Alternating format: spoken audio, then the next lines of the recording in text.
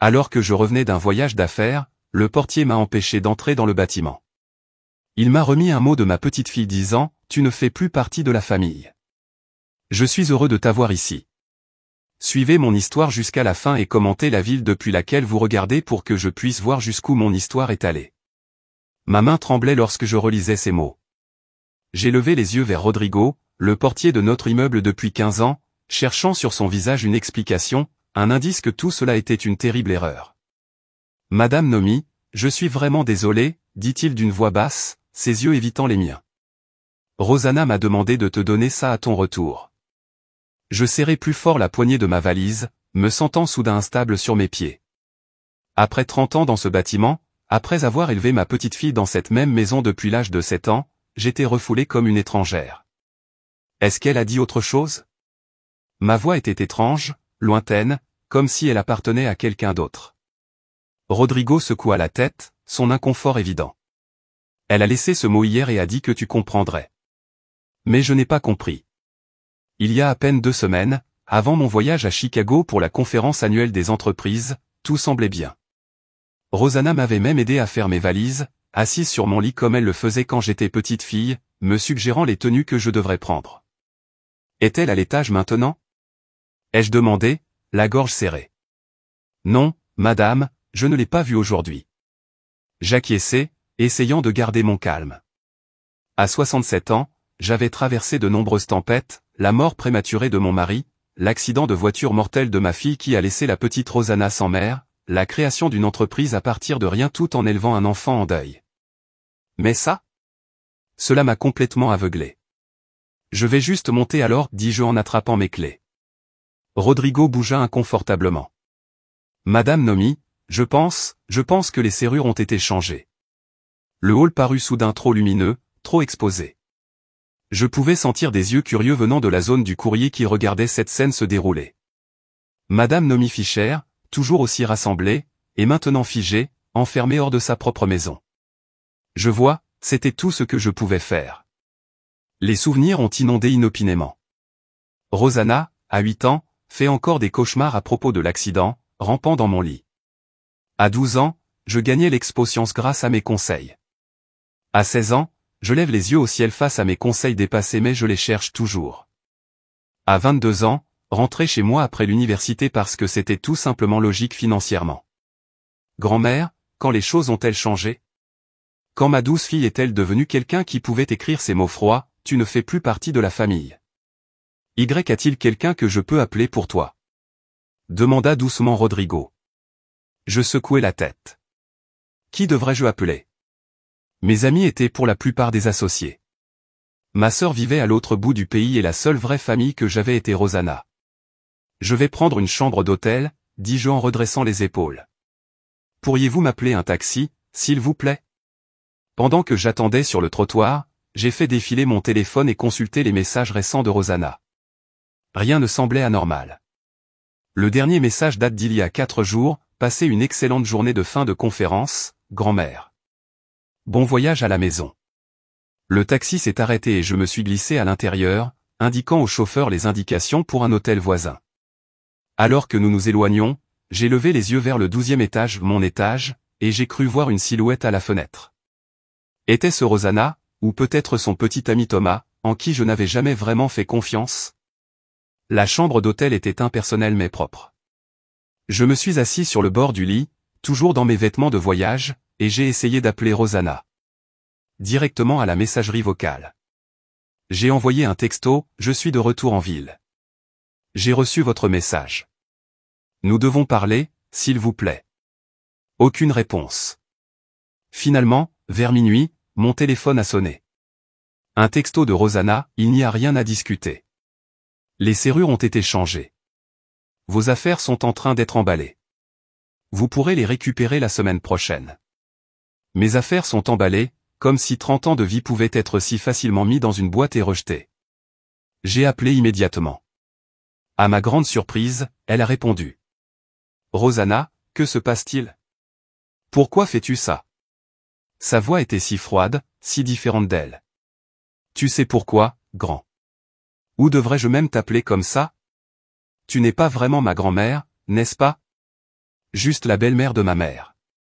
Nous ne sommes même pas du sang. Les mots me frappaient comme des coups physiques. Il était vrai que j'avais épousé son grand-père alors que sa mère avait déjà 10 ans, mais j'avais élevé sa mère comme la mienne, et lorsque la tragédie a frappé, j'ai fait de même pour Rosanna. Le sang ne fait pas une famille, Rosanna. L'amour oui. Les soins oui. 30 ans oui. Sauve-le. Elle l'interrompit. Je connais la vérité maintenant sur tout. Thomas m'a aidé à y voir clair. Thomas? Bien sûr. Quelle vérité, Rosanna? Parle-moi. Vérifiez la réception demain. Je laisserai une boîte avec vos articles essentiels. La ligne est tombée en panne. J'étais assis là, le téléphone toujours collé à mon oreille, sans rien écouter. Le sommeil ne viendrait pas. Vers 3 heures du matin, je me suis glissé dans le hall désert de l'hôtel et j'ai demandé un morceau de papier au veilleur de nuit. J'ai écrit tout ce dont je me souvenais des derniers mois, à la recherche d'indices, de tout signe de ce qui avait déclenché cela. À l'aube, j'avais rempli plusieurs pages mais je n'étais pas plus près de comprendre. La seule constante était Thomas, apparu dans la vie de Rosanna il y a 6 mois. Thomas, qui posait toujours des questions très détaillées sur mon entreprise, mes investissements, mes biens. Je suis rentré à mon immeuble à 9 heures, dans l'espoir de retrouver Rodrigo seul. Il avait l'air soulagé de me voir. Madame Nomi, je suis vraiment désolé pour hier. Ce n'est pas ta faute, Rodrigo, mais je dois te demander. As-tu remarqué quelque chose d'étrange récemment? Des gens qui vont et viennent de mon appartement. Il hésita, puis acquiesça. Déménageurs, hier et avant-hier. Des gros camions. Mon sang s'est glacé. Les déménageurs prennent quoi? Tout. Je pense, des meubles, des tableaux, des boîtes. Tout. Ils avaient tout pris. Je me tenais devant la porte de ce qui avait été autrefois ma maison, regardant les espaces vides où s'était déroulée ma vie. La table à manger antique, où Rosanna avait fait ses devoirs. Le canapé en velours bleu, où nous avions regardé des films ensemble. Le cabinet de curiosités rempli de trésors collectés au fil des décennies. Tout est parti. Rodrigo avait réussi à me faire accéder avec le passe-partout du bâtiment, contre le protocole. Juste 15 minutes, avait-il murmuré en regardant nerveusement par-dessus son épaule. Avant qu'il revienne. Je me déplaçais dans les pièces stériles comme un fantôme. Les murs, dépouillés de photographies et de peintures, étaient marqués de rectangles pâles où étaient autrefois accrochés des souvenirs. Dans la cuisine, même les casseroles en cuivre ayant appartenu à ma mère avaient disparu. Ma chambre était la pire.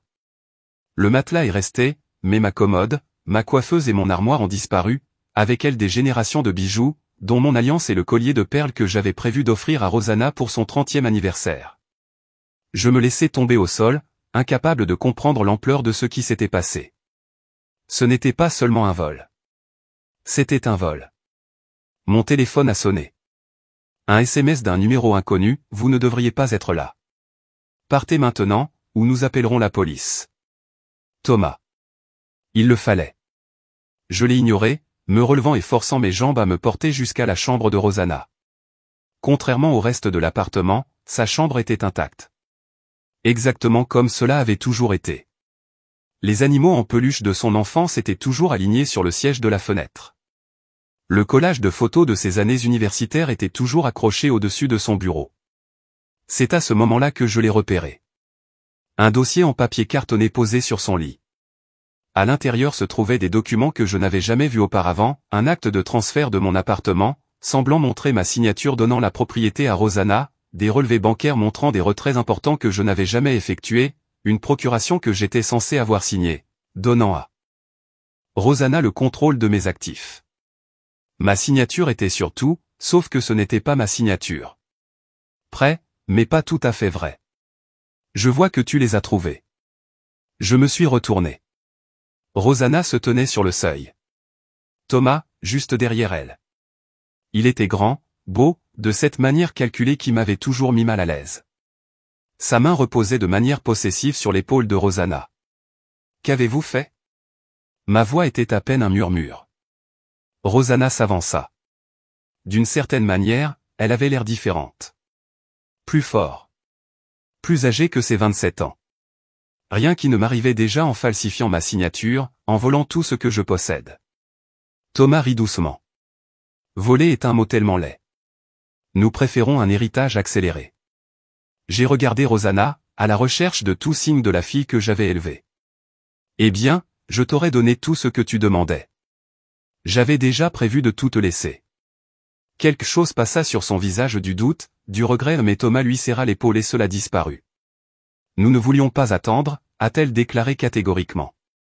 Tu as déjà vécu ta vie. Maintenant c'est notre tour. À ton tour, répétai-je, les mots creux dans ma poitrine. Et moi? Où suis-je censé aller? Thomas haussa les épaules. Vous êtes débrouillard. Vous avez toujours su retomber sur vos pieds. La cruauté désinvolte de cela m'a stupéfié. Rosanna, dis-je en l'ignorant, pense à ce que tu fais. Ce n'est pas toi. Tu ne me connais pas, dit-elle sèchement. Tu ne l'as jamais fait. Tu étais toujours trop occupé avec tes précieuses affaires, essayant de prouver quelque chose à des gens qui s'en fichaient. Elle désigna l'appartement vide. Tous ces trucs que vous avez collectés, à quoi ça servait? Juste pour montrer à tout le monde à quel point vous aviez réussi? Ces accusations piquaient parce qu'elles contenaient une part de vérité. Après la mort de mon mari, je me suis lancé dans le travail, créant une entreprise de conseil qui a fini par prospérer. Avais-je négligé Rosanna? Avais-je été trop concentré sur l'apport financier plutôt que émotionnel? Mais non, cette révision de notre histoire ne correspondait pas à la réalité dont je me souvenais. Les événements scolaires auxquels j'avais organisé des réunions, les vacances que nous avions prises, les discussions nocturnes sur ses espoirs et ses rêves. J'ai fait des erreurs, je l'ai admis, mais rien qui ne justifie cela. Thomas consulta sa montre avec impatience. Nous n'avons pas le temps pour ça. Les déménageurs seront de retour dans 1 heure pour le reste. Je me suis redressé, trouvant un noyau de force que je ne savais pas encore posséder. J'appelle la police. Thomas sourit, le genre de sourire qui n'atteint jamais les yeux. Avec quelle preuve? Votre signature et surtout. L'appartement appartient légalement à Rosanna maintenant. Les meubles? Elle peut prétendre qu'ils ont toujours été les siens, ou que vous les lui avez donnés. C'est votre parole contre la nôtre, et qui pensez-vous qu'ils croiront? Rosanna ajouta, une vieille femme confuse, ou la petite fille qui s'occupe d'elle? L'absurdité de la situation aurait pu me faire rire si la situation n'avait pas été si dévastatrice. Tu dois partir, dit Thomas en s'avançant d'un air menaçant. J'ai regardé Rosanna une dernière fois. Est-ce vraiment ce que tu veux? Elle ne croiserait pas mon regard. Vas-y, grand-mère. J'ai rassemblé le dossier de faux documents et je l'ai serré contre ma poitrine. Je vais y aller, mais ce n'est pas fini. Alors que je passais devant eux, Thomas m'attrapa le bras, ses doigts s'enfonçant douloureusement dans ma chair. Quittez le dossier. Non, je rencontrai son regard fixement. Vous prenez ma maison, mes biens, même ma petite fille, mais pas celle-ci. Je la garde. Pendant un moment, j'ai pensé qu'il pourrait me le forcer, mais Rosanna a posé une main sur son bras. Laisse-la partir. Cela n'a plus d'importance maintenant.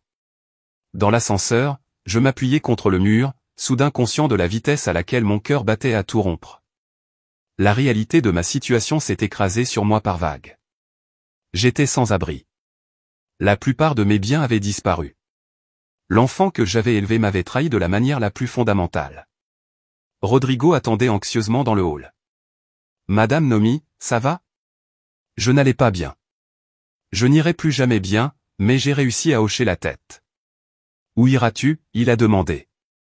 C'était la question que j'avais évitée. Mes comptes bancaires ont probablement été compromis. S'ils étaient allés aussi loin, mes contacts professionnels étaient hors de la ville, et mes amis? Je laisserai la plupart de ces relations s'estomper au fil des années, en donnant la priorité au travail et à Rosanna. Je ne sais pas, admis-je. Rodrigo hésita, puis dit, ma sœur a un petit appartement qu'elle loue. Ce n'est rien d'extraordinaire, pas comme ce à quoi tu es habitué, mais c'est propre et dans un quartier convenable. Je l'ai regardé, cet homme qui m'avait regardé aller et venir pendant 15 ans, qui ne me connaissait que comme un signe de la tête, un pourboire de Noël, une brève conversation sur la météo. Pourtant, il était là, offrant son aide alors que mes proches s'étaient détournés. Merci, dis-je, ma voix se brisant. J'apprécierais beaucoup. Alors que je le suivais dehors pour appeler sa sœur, j'ai senti quelque chose bouger en moi. L'engourdissement du choc faisait place à autre chose, pas seulement au chagrin ou à la trahison, mais à une lente résolution. Ils pensaient qu'ils m'avaient tout pris, mais ils avaient tort. J'avais toujours mon esprit, ma détermination et maintenant un allié inattendu. Ils m'avaient sous-estimé. Ce ne serait pas la dernière. L'appartement de la sœur de Rodrigo se trouvait au 3e étage d'un immeuble modeste dans un quartier que j'avais rarement visité. L'espace était minuscule, une kitchenette, un salon, une salle de bain et une chambre, le tout entassé sur moins de 600 pieds carrés. Les meubles n'étaient pas assortis, la moquette était usée par endroits, mais c'était propre. Et pour le moment, c'était tout ce que j'avais. C'est juste temporaire, m'a assuré Maria, la sœur de Rodrigo, en remettant les clés. Jusqu'à ce que tu comprennes les choses. Comprendre les choses? Comme si ce qui m'était arrivé était un problème simple à résoudre, comme un défi commercial ou un client difficile. C'était ma vie, brisée en morceaux méconnaissables. Merci, dis-je en essayant de sourire. J'apprécie votre gentillesse. Après son départ, je me suis assis sur le bord du lit jumeau affaissé et je me suis finalement permis de m'effondrer. Les sanglots venaient de quelque part profond et primaire, des larmes brûlantes coulaient sur mes joues. J'ai pleuré jusqu'à ce que ma gorge soit irritée et mes yeux enflés, jusqu'à ce qu'il ne reste plus qu'un épuisement creux. Pendant 3 jours, j'ai à peine bougé de ce lit. Je n'ai pas répondu à mon téléphone. Je n'ai pas mangé. J'ai simplement regardé la tache d'eau au plafond, revivant chaque instant avec Rosanna, à la recherche de signes que j'avais manqués, d'avertissements que j'avais ignorés. Avait-elle toujours été capable d'une telle trahison? Thomas avait-il simplement révélé sa vraie nature, ou l'avait-il d'une manière ou d'une autre transformé en quelqu'un de méconnaissable? La Rosanna que je connaissais ou pensais connaître avait été gentille, ambitieuse, parfois égocentrique, comme beaucoup de jeunes, mais jamais cruelle, jamais calculatrice. Le 4e jour, un coup à la porte m'a tiré de ma stupeur. J'envisageais de l'ignorer, mais les coups persistèrent, devenant de plus en plus insistants. « Tu me connais ? C'est Judith Dudibé. Rodrigo m'a dit où te trouver. » Judith Miller, ma voisine de 2 étages en dessous. Nous n'étions pas des amis proches, mais nous partagions des ascenseurs et discutions depuis des années. Je l'avais déjà aidé à porter ses courses lorsque son arthrite s'était déclarée. Elle avait arrosé mes plantes pendant les vacances. J'ai ouvert la porte, soudain gêné par mes cheveux non lavés et mes vêtements froissés. « Oh, chérie !» Son visage s'adoucit avec inquiétude, « Regarde-toi. » Avant que je puisse répondre, elle s'est précipitée devant moi dans l'appartement, les bras chargés de sacs d'épicerie. « Tu as besoin de manger », déclara-t-elle en se dirigeant directement vers la kitchenette. « Et douche. Ne t'offense pas, mais tu as l'air horrible. » Sa franchise était étrangement réconfortante. Pas de pitié, juste un souci pratique. « Je vais bien », dis-je automatiquement. Judith renifla en sortant des objets de ses sacs. « Tu es loin d'être bien comme j'ai jamais vu quelqu'un, et je suis là depuis 72 ans. » Elle m'a tendu une bouteille d'eau. « Bois ça, puis prends une douche. Je prépare de la soupe. » Trop épuisé pour discuter, j'ai obéi. L'eau chaude m'a aidé à me vider la tête et au moment où je suis ressorti, vêtu des vêtements propres de ma valise, l'appartement sentait la soupe au poulet et le pain frais. « Asseyez-vous », ordonna Judith en versant la soupe dans un bol ébréché. « Mangez. » Je l'ai fait, surpris de constater que j'étais affamé. Nous avons mangé en silence jusqu'à ce que mon bol soit vide. Judith l'a rempli à nouveau sans rien demander. « Rodrigo m'a raconté ce qui s'est passé », dit-elle finalement en partie, en tout cas. J'ai regardé dans ma soupe. Ma petite fille m'a tout volé, ma maison, mes biens, ma dignité. Le dire à voix haute rendait la situation encore plus surréaliste. Judith hocha la tête. Mon fils a fait quelque chose de similaire à moi il y a 5 ans. Ma tête s'est relevée. Quoi? Pas aussi dramatique que votre situation, a-t-elle précisé, mais il m'a convaincu que je devenais dangereuse pour vivre seule et m'a dit que je devrais lui céder mon condo à des fins de planification successorale. L'instant d'après, il m'a transféré dans une résidence-service qui n'était guère plus qu'une unité de stockage glorifiée pour personnes âgées. J'ai pris ma voiture, mes bijoux, ma liberté. Qu'est-ce que tu as fait? Ai-je demandé, soudain avide de sa réponse. J'ai riposté, dit-elle simplement. J'ai trouvé un avocat spécialisé dans la maltraitance des personnes âgées. J'ai récupéré mon appartement. Je n'ai plus parlé à mon fils depuis. Maltraitance des personnes âgées, répétai-je les mots, amers sur la langue. Est-ce que c'est ça? Comment l'appellerais-tu? Demanda Judith, sans méchanceté. Je ne me suis jamais considéré comme un aîné, malgré mes 67 ans. Dans mon esprit, j'étais toujours la femme qui avait bâti une entreprise à partir de rien, qui avait élevé un enfant tout en jonglant avec les clients et les délais, quelqu'un sur qui les autres comptaient, pas quelqu'un vulnérable à l'exploitation. Je ne sais pas quoi faire, ai-je admis. Par où commencer?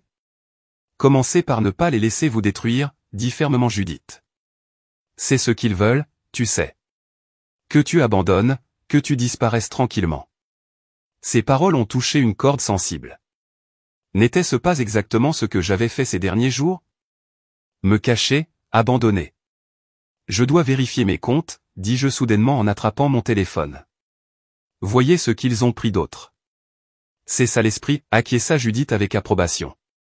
Et pendant que tu fais ça, j'ai autre chose à te montrer.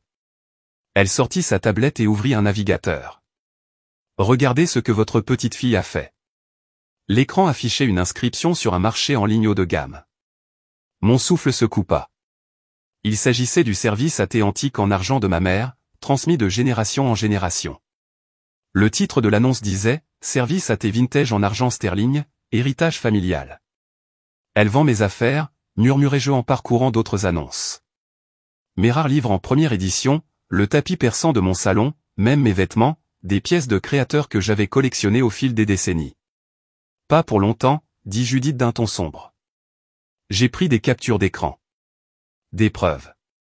Pour la première fois depuis la lecture de cette note dévastatrice, j'ai ressenti autre chose que du désespoir, une étincelle de fureur, petite mais féroce, s'est allumée dans ma poitrine. J'ai besoin de mon ordinateur portable, dis-je en me levant brusquement. Et mon chargeur de téléphone. Et du papier. Je dois faire des listes. Judith sourit. Ça ressemble à une femme avec un plan. Pas un plan, pas encore, je pris une profonde inspiration. Mais je ne vais pas disparaître. Je ne vais pas leur faciliter la tâche. Pendant que je chargeais mon téléphone, je faisais défiler les appels et les messages manqués. La plupart provenaient de numéros inconnus ou des créanciers, probablement à la recherche de paiements sur les comptes que Rosanna avait ouverts. En mon nom, un seul nom ressortait, Margaret Chen, mon avocate. J'ai écouté sa messagerie vocale. Nomi, j'ai reçu des documents concernant des documents soi-disant autorisés par vous. S'il vous plaît, appelez-moi dès que possible. Le soulagement m'envahit. Margaret avait remarqué que quelque chose n'allait pas. Je n'étais pas complètement seul dans ce cas. Je l'appellerai demain, dis-je à Judith. Le lendemain matin, j'ai composé le numéro de Margaret. Elle était une voix calme dans la tempête, le soutien juridique sur lequel je m'appuyais depuis des années. Son style était clair, pointu, efficace et imperturbable. Elle n'était pas étrangère à la gestion des crises, mais là, c'était différent. C'était personnel. Nous nous sommes rencontrés dans son bureau du centre-ville plus tard dans la journée. L'horizon s'étendait derrière nous alors qu'elle étalait les faux documents sur son bureau. Ce sont des contrefaçons sophistiquées, a déclaré Margaret, les yeux perçants derrière ses lunettes élégantes. Mais il ne résisterait pas à l'examen d'expert. J'ai regardé le formulaire de procuration. Je sais que vous ne signerez jamais quelque chose comme ça sans me consulter au préalable, a-t-elle poursuivi. Pour que nous puissions tout récupérer, votre appartement, vos biens. Son expression devint prudente. C'est compliqué. Nous pourrions demander une injonction d'urgence pour empêcher toute nouvelle vente d'actifs, et nous aurions besoin d'impliquer la police pour les accusations de contrefaçon. Mais ces affaires peuvent s'éterniser pendant des mois, voire des années. Je n'ai pas d'années, dis-je doucement. Je n'ai même pas de mois. Je vis dans un appartement emprunté avec rien d'autre qu'une valise. Margaret se pencha en avant, les yeux fixes. Je comprends. Mais je veux que vous soyez réaliste quant au processus. Même avec des preuves évidentes de fraude, les tribunaux avancent lentement. Elle hésita. Et il y a la question de ta relation avec Rosanna à considérer. Quelle relation? Ai-je demandé amèrement. Elle a clairement indiqué où vous en étiez, dit doucement Margaret. Mais quand même, c'est votre petite fille. Êtes-vous prêt à ce que cela signifie, d'éventuelles accusations criminelles contre elle? Une rupture permanente? J'ai regardé par la fenêtre, réfléchissant à ses paroles. Malgré tout, une petite partie de moi s'accrochait encore au souvenir de la Rosanna que j'avais élevée, la petite fille qui pleurait dans mes bras après des cauchemars, l'adolescente qui m'avait aidé à apprendre les réseaux sociaux, la jeune femme qui avait obtenu son diplôme universitaire avec mention et m'avait fait éclater de fierté. Mais cette Rosanna était partie. Peut-être n'avait-elle jamais vraiment existé. Je dois être pratique, dis-je enfin. J'ai besoin d'un endroit où vivre, d'argent pour survivre. Si une action en justice prend trop de temps, quelles sont mes options? Margaret réfléchit un instant. Vous avez mentionné plusieurs antiquités et objets de collection de valeur dans l'appartement. J'ai hoché la tête. Des objets de famille, pour la plupart. Certains sont très précieux. Et vous avez des documents pour ces objets? Des dossiers d'assurance, des évaluations, des photographies prouvant qu'ils vous appartiennent? Oui. Dans mon coffre-fort. Pour autant que je sache, ils n'y sont pas encore parvenus. Margaret sourit légèrement. Bien. Voici ce que nous pouvons faire. Au lieu de nous battre pour tout récupérer immédiatement, nous construisons un dossier ciblé autour d'éléments spécifiques avec une documentation claire sur la propriété. Des éléments trop distinctifs pour être facilement éliminés. Et puis quoi? Nous négocions, dit fermement Margaret. Proposez d'abandonner les accusations criminelles potentielles en échange d'un règlement. J'ai froncé les sourcils. Tu veux que je les laisse s'en tirer? Non, répondit Margaret, d'un ton ferme. Je veux que tu te remettes sur pied le plus vite possible. Parfois, la meilleure vengeance est de bien vivre. Je n'étais pas sûr d'être d'accord, mais je devais admettre que son approche était pratique. Nous avons passé l'heure suivante à élaborer une stratégie. Margaret remplirait les premiers documents et contacterait officiellement Rosanna, tandis que je me concentrerais sur la reconstruction de mes fondations financières. Plus tard dans la soirée, j'ai reçu un texto de Judith. Besoin de quelque chose du magasin. Je viens vers toi. Ma gorge se serra. Il y a une semaine, je n'aurais pas traité Judith d'amie. Maintenant, elle était une bouée de sauvetage. Juste de la compagnie, j'ai répondu. En moins d'une heure, nous étions assis à ma petite table de cuisine, faisant des listes. J'avais accédé à mes comptes bancaires plus tôt dans la matinée, confirmant mes craintes. La plupart de mes fonds accessibles avaient été épuisés, même s'ils n'avaient pas encore atteint mes comptes de retraite ou mes avoirs professionnels. La première priorité est le revenu, dis-je à voix haute. J'ai besoin de contacter mes clients, de leur expliquer que je suis confronté à des défis personnels. Quelle est ton affaire exactement? Demanda Judith en jetant un coup d'œil autour du petit appartement. Conseil en gestion. Je me spécialise dans l'aide aux entreprises pour rationaliser leurs opérations et améliorer leur efficacité, elle sourit avec ironie. Ironiquement, compte tenu de l'état actuel de ma vie personnelle. Pourriez-vous travailler d'ici? Demanda-t-elle en désignant l'appartement. Je veux dire, tu fais déjà du conseil. J'y ai réfléchi. Pour les consultations, oui. Le reste pourrait se faire à distance. J'aurais cependant besoin d'un bureau approprié. Judith hocha la tête de manière décisive. Mon neveu travaille dans cet entrepôt de fourniture de bureau. Il peut nous obtenir une réduction sur un bureau et une chaise. Super, dis-je, même s'il s'agissait de plus que de simples meubles.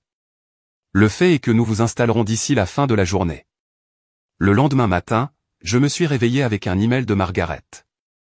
Avis préliminaire envoyé à R. Attendez-vous à un refoulement. Tenez bon. Avant que j'aie eu le temps de traiter cela, mon téléphone a sonné. Le numéro de Rosanna. J'ai hésité un moment avant de répondre. Bonjour. Grand-mère, la voix de Rosanna était hésitante, presque fragile, si différente de son rejet froid d'il y a quelques jours. Oui. Je viens de recevoir cette folle lettre de votre avocat. Des bêtises sur la fraude et les biens volés, rit-elle légèrement, comme s'il s'agissait d'un malentendu. Que se passe-t-il? Cette audace m'a presque coupé le souffle. Je pense que tu sais exactement ce qui se passe. Rosanna, est-ce à propos de l'appartement? Écoute, je sais que nous avons déménagé rapidement, mais tu as toujours dit que ce serait le mien un jour. Nous venons de l'officialiser un peu plus tôt, en falsifiant ma signature, en vidant mes comptes bancaires, en vendant mes biens en ligne. Ma voix resta ferme même si mes mains tremblaient. Une pause, puis son ton se durcit. Tom a dit que nous n'avons pas besoin d'avoir cette conversation. Nos avocats s'en chargeront. C'est ce que dit Thomas. Ai-je demandé, la clarté soudaine m'envahissant. Et qu'en dis-tu, Rosanna? Est-ce vraiment ce que tu veux être? N'essayez pas de me manipuler, a-t-elle lancé. Tu es juste contrarié parce que pour une fois, je me donne la priorité. Est-ce que c'est ce que tu penses? Être seul? Répondis-je, ma voix étant percutante. Tu m'as volé, Rosanna. Tu as enfreint la loi. Ce n'est pas l'indépendance, c'est un crime. Une autre pause, plus longue cette fois. Nous avons de la documentation pour tout, dit-elle finalement, mais il y avait de l'incertitude dans sa voix. De faux documents. Voulez-vous vraiment tester cela au tribunal? J'ai rétorqué. Il n'y a pas eu de réponse immédiate. En arrière-plan, j'entendais la voix de Thomas, mais pas ses paroles. Rosanna étouffa une réponse puis revint au téléphone, sa voix étant désormais professionnellement agréable. Je pense que nous voulons tous les deux éviter toute laideur inutile. Pourquoi ne nous rencontrons-nous pas et n'en discutons-nous pas raisonnablement? J'ai croisé le regard de Judith à travers la pièce. Elle secoua la tête en signe d'avertissement. Toute discussion devra avoir lieu en présence de nos avocats, dis-je fermement. Très bien, dit Rosanna après un moment. Demandez à votre avocat de contacter le nôtre. Elle a raccroché. J'étais assis là, regardant le téléphone. Elle a peur, observa Judith en m'apportant du café. Peut-être, dis-je. Ou juste recalculer. Poursuivant, passant sous silence les imprimés des listes que Judith suivait, le collier de perles ayant appartenu à la mère de Madame Fischer, la première édition d'Hemingway, le tapis persan évalué à 22 000 $. Thomas se moqua. C'est la grand-mère de Rosanna qui lui a donné ces choses. Vraiment, demanda doucement Margaret. Alors cela ne la dérangera pas d'expliquer cela à la police. Nous avons déjà déposé un rapport préliminaire. Le mot « police » atterrit comme une pierre dans l'eau calme, des vagues de tension se répandant sur la table. Le visage de Rosanna pâlit. La mâchoire de Thomas se serra. Même Peterson avait l'air nettement mal à l'aise. C'est inutile, dit Rosanna, sa voix légèrement plus haute que la normale. Nous pouvons résoudre ce problème en famille. L'audace de sa déclaration m'a presque coupé le souffle. Une famille, répétai-je. Est-ce que c'est ce que nous sommes, Rosanna, après ce que tu as fait? Pour la première fois, elle ne pouvait pas croiser mon regard. Vous ne comprenez pas, dit-elle. Ça n'était pas censé se passer de cette façon. Explique-moi alors, dis-je en me penchant en avant. Aidez-moi à comprendre comment ma petite fille, que j'ai élevée et que j'aimais de tout ce que j'avais, a pu me faire ça. Thomas l'interrompit brusquement. C'est improductif. Nous sommes ici pour discuter des termes, pas des sentiments. Mais quelque chose s'était fissuré dans la façade soigneusement construite de Rosanna. Vous alliez vendre l'appartement, lâche-t-elle. Thomas a vu les emails de l'agent immobilier. J'ai cligné des yeux, confus. Quels emails? Sur votre ordinateur portable, à propos de réduction des effectifs, de vente de l'appartement, de déménagement dans cette communauté de retraités en Arizona. La compréhension est apparue lentement. Rosanna, je recherchais ces options pour la mère de Judith comme une faveur. Je n'ai jamais envisagé de vendre notre maison. Le doute est apparu sur son visage, mais Thomas a dit ce que j'avais besoin d'entendre. Thomas a dit ce que j'avais besoin d'entendre, finis-je doucement. Pour justifier ce que tu faisais déjà. Le visage de Thomas était devenu rigide. C'est ridicule. Nous partons, se leva-t-il brusquement. Asseyez-vous, Monsieur Harris, dit Margaret d'un ton agréable mais ferme. À moins que vous ne préfériez vous expliquer auprès du détective qui attend mon appel. Elle a mis son téléphone sur écoute de manière significative. Lentement, à contre-cœur, il se rassit sur sa chaise. Peterson s'éclaircit la gorge. Peut-être devrions-nous discuter des termes spécifiques d'un accord. D'abord, dis-je en soutenant le regard de Rosanna, je veux la vérité. Tout. Le silence s'étira entre nous, tendu comme un fil, puis presque imperceptiblement, Rosanna hocha la tête. Cela a commencé il y a 6 mois, commença-t-elle d'un ton hésitant. Quand Thomas et moi nous sommes fiancés, Thomas se déplaça comme pour l'interrompre, mais Peterson le fit taire d'un regard. Nous voulions acheter une maison, mais nous ne pouvions pas payer la mise de fonds. Thomas a suggéré d'emprunter auprès de vous, mais je savais que vous poseriez des questions sur ses finances, ces entreprises qui n'ont jamais vraiment fonctionné. Mon cœur se serra. C'était donc tout. Argent. La plus banale des motivations. Puis il a trouvé ses courriels concernant la vente de propriétés, les résidences pour retraités. Il m'a convaincu que vous aviez l'intention de partir, de recommencer ailleurs, que tout ce dont je pensais hériter aurait disparu. Sa voix trembla. Il a dit que nous devrions simplement prendre ce qui m'arrivait de toute façon, avant que tu ne changes d'avis. J'ai regardé Thomas, je le voyais clairement maintenant, non pas un cerveau mais un opportuniste, un homme qui avait trouvé un point vulnérable chez ma petite fille et l'avait exploité sans relâche. Et les faux? J'ai demandé. Les yeux de Rosanna se remplirent de larmes. Thomas connaissait quelqu'un? Peterson grimaça visiblement. Alors tu as vidé ma maison? Dis-je doucement. J'ai vendu mes biens et ne m'a laissé qu'un mot? Les larmes coulaient maintenant. Je suis désolé, murmura-t-elle. Je n'ai pas pensé, je n'ai jamais pensé. C'est vrai, dis-je, ma voix étonnamment ferme.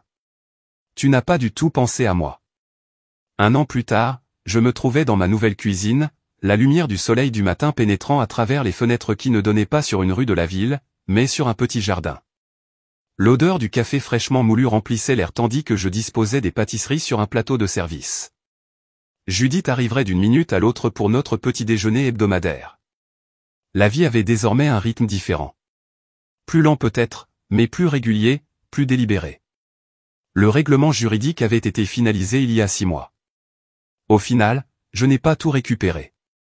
Certains objets avaient été vendus de manière irrécupérable et l'appartement contenait trop de souvenirs douloureux pour être récupéré. Au lieu de cela, j'ai accepté une compensation financière et le retour de mes biens les plus précieux, les bijoux de ma mère, des photographies de famille, des papiers personnels et quelques antiquités sélectionnées ayant une valeur sentimentale. Le reste, je le lâche. Avec l'argent du règlement et mes économies de retraite, j'avais acheté cette petite maison dans un quartier calme, 2 chambres, un bureau pour poursuivre mon travail de consultant et le jardin dont j'avais toujours rêvé mais que je n'avais jamais eu le temps d'entretenir. Pas extravagant, mais entièrement à moi sans compromis, sécurisé. La sonnette a sonné et j'ai souri au son familier de la voix de Judith appelant par la fente aux lettres. Il vaudrait mieux que ce soit ces croissants aux amandes là-dedans, Nomi. J'ai ouvert la porte et je l'ai trouvé tenant un pot de violettes, sa dernière tentative pour ajouter de la couleur à mon jardin. Joyeux anniversaire de maison. Annonça-t-elle. 1 an dans ta forteresse de solitude. Je ne suis pas vraiment solitaire avec toi qui fais irruption 3 fois par semaine, taquinai-je en acceptant la plante. Nous nous sommes installés à la table de la cuisine, reprenant notre confortable routine de café, de pâtisserie et de conversation. Judith était devenue plus qu'une voisine ou une amie. Elle faisait désormais partie de la famille, du genre qu'on choisit plutôt qu'on en hérite. Un mot? A-t-elle demandé avec désinvolture, même si nous savions tous les deux ce qu'elle voulait dire. J'ai hoché la tête. Une autre lettre est arrivée hier. Rosanna m'écrivait depuis des mois d'abord des notes d'excuses provisoires, puis des lettres plus longues sur sa vie, ses luttes, ses tentatives de réparation. Elle avait rompu ses fiançailles avec Thomas après l'accord, déménagé dans un autre état, commencé une thérapie et trouvé un emploi. De petits pas vers la reconstruction de sa propre vie, séparée des ruines de ce qu'elle avait détruit. Je n'avais répondu à aucune des lettres. Pas encore. Est-ce que tu vas répondre cette fois, a demandé Judith. J'ai siroté mon café en réfléchissant. J'y pense. La sonnette retentit à nouveau, interrompant notre conversation. Je n'attendais personne d'autre et, pendant un instant, de vieilles angoisses ont ressurgi. Thomas avait proféré des menaces même après le règlement, jusqu'à ce qu'une injonction le fasse taire. Je vais le chercher, dit Judith en se levant avant que je puisse protester. J'entendis des voix murmurer dans le couloir, puis Judith revint, l'expression illisible. C'est Rosanna. Mon cœur a bégayé. Ici? Judith hocha la tête. Tu veux que je la renvoie? J'ai pris une profonde inspiration, me stabilisant. Non, je vais la voir. Rosanna se tenait avec hésitation dans l'embrasure de la porte, l'air à la fois familier et étrange. Ses cheveux étaient plus courts et ses vêtements plus simples que les tenues de créateur qu'elle préférait autrefois. Elle tenait un petit paquet enveloppé dans du papier brun. Grand-mère, dit-elle doucement, je suis désolée de venir à l'improviste. J'allais laisser ça sur le porche, mais... Entrez, dis-je, surpris par la fermeté de ma voix. Judith m'a serré l'épaule. Je serai dans le jardin si tu as besoin de moi, murmura-t-elle en passant devant Rosanna avec un regard attentif. Nous nous sommes assis l'un en face de l'autre à la table de la cuisine, le silence pesant entre nous. Rosanna a placé le colis entre nous mais ne l'a pas poussé vers l'avant. « Votre maison est magnifique, dit-elle finalement. Ça te va. Merci. J'ai fait signe au paquet. Qu'est-ce que c'est ça? Ses doigts tremblaient légèrement alors qu'elle le faisait glisser vers moi. Quelque chose que j'ai trouvé après tout. Il était tombé derrière un tiroir de l'appartement. J'ai déballé le papier avec soin. À l'intérieur se trouvait un petit livre relié en cuir. Je l'ai immédiatement reconnu, le journal de recettes de ma grand-mère, rempli de notes manuscrites et de conseils culinaires s'étendant sur 3 générations.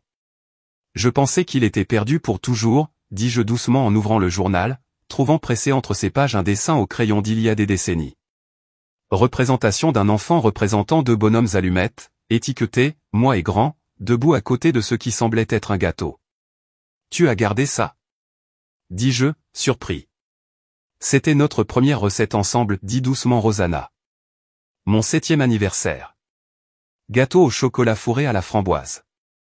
Le souvenir refait clairement surface, des fleurs époussetant le petit nez de Rosanna, sa concentration sérieuse alors qu'elle mesurait soigneusement le sucre, la fierté dans ses yeux lorsque le gâteau sortait du four.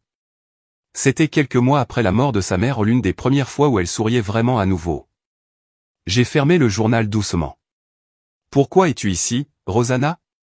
Vraiment? Elle a croisé mon regard directement, ce qu'elle n'avait pas fait lors de la réunion de règlement ou dans aucune de ses lettres. Pour te voir, dit-elle. Pour vous dire en personne à quel point je suis désolé. Même si je sais que cela n'arrange rien. Elle fit une pause, puis, et pour demander s'il y a un moyen, un jour, nous pourrions trouver un moyen d'avancer. Avant, répétai-je. Pas de retour? Elle hocha la tête. Pas de retour. Je sais que nous ne pouvons pas revenir en arrière. J'ai étudié son visage, à la recherche de signes de manipulation que j'avais vus dans le café il y a 1 an. Au lieu de cela, j'ai trouvé quelque chose de plus compliqué, de véritables remords, oui, mais aussi de la résignation. Elle n'attendait pas de pardon, juste une reconnaissance. J'ai passé beaucoup de temps à réfléchir à ce qui s'est passé, dis-je finalement. Pourquoi c'est arrivé? Je t'ai trahi, dit-elle simplement. Il n'y a aucune excuse. Non, j'ai accepté. Il n'y en a pas. Mais il y a des explications, des choses que j'ai appris à comprendre sur nous deux. Je me levai de table et me dirigeai vers la fenêtre, regardant Judith s'occuper de ses violettes nouvellement plantées. Après la mort de votre mère, ai-je commencé, j'étais tellement concentré sur la stabilité, la sécurité, pour m'assurer que vous ne ressentiez jamais l'incertitude économique que j'ai ressentie en grandissant. Je me suis retourné vers elle. Mais en faisant cela, je vous ai peut-être appris que les possessions, l'argent et le statut étaient ce qui comptait le plus. Ce n'est pas de ta faute, grande, dit-elle. C'était mon choix. Mon échec. Peut-être. Mais je me demande si j'aurais pu faire mieux. Être plus présent émotionnellement, pas seulement financièrement. Les yeux de Rosanna se remplirent de larmes. Tu étais toujours là quand ça comptait, dis-je doucement. Jusqu'à ce que je ne le sois plus, quand tu avais besoin de conseils à propos de Thomas, à propos de ton avenir. Elle secoua fermement la tête. Je ne voulais pas de conseils à ce moment-là. Je voulais ce que je voulais, au diable les conséquences. Je suis revenu à table, emportant le journal de recettes avec moi. Je ne suis pas prêt à pardonner complètement, dis-je honnêtement. Peut-être que je ne le serai jamais. Mais je ne suis pas non plus intéressé à garder l'amertume. Qu'est-ce que cela signifie? Demanda-t-elle, l'espoir et la prudence s'affrontant dans son expression. Cela signifie que je répondrai à votre prochaine lettre, dis-je. Et nous verrons où cela mène. Ce n'était pas une grande réconciliation. Ce n'était même pas une promesse, juste une petite ouverture, une fissure dans une porte que je croyais définitivement scellée. Rosanna hocha la tête, comprenant le cadeau pour ce qu'il était, modeste mais significatif. Je devrais y aller, dit-elle en se levant. Merci de m'avoir vu. À la porte, elle hésita. Votre amie Judith, elle vous protège. Oui, j'ai accepté. C'est ce que fait la vraie famille. Après son départ, Judith m'a rejoint dans la cuisine. Bien? Demanda-t-elle en regardant le journal de recettes sur la table. De petits pas, dis-je. Elle hocha la tête avec approbation. Bien. Les petits pas sont durables. Plus tard dans la soirée, après que Judith soit rentrée chez elle, je me suis assis dans mon jardin, regardant le coucher de soleil peindre le ciel dans des tons de rose et d'or. Ma nouvelle vie n'était pas parfaite. Certaines parties étaient encore à vif, encore en train de guérir. Mais c'était le mien reconstruit à partir de zéro, plus fort à certains égards après avoir été brisé. J'ai ouvert le journal de ma grand-mère sur une page blanche au dos et j'ai commencé à écrire non pas des recettes, mais des réflexions sur la perte et le rétablissement, sur la famille choisie, sur le lent et minutieux travail de reconstruction. La maison derrière moi était plus petite que mon ancien appartement. Mon cercle s'était rétréci, puis s'était élargi dans de nouvelles directions. Ma relation avec Rosanna, si jamais elle guérissait vraiment, serait quelque chose de complètement différent d'avant, plus mesurée, plus consciente. Mais alors que j'écrivais dans la lumière déclinante, j'ai réalisé que peut-être cette nouvelle vie, cette existence reconstruite n'était-elle pas une version moindre de ce qui avait été pris. C'était simplement différent, plus intentionnel, plus vrai. Et pour l'instant, c'était suffisant.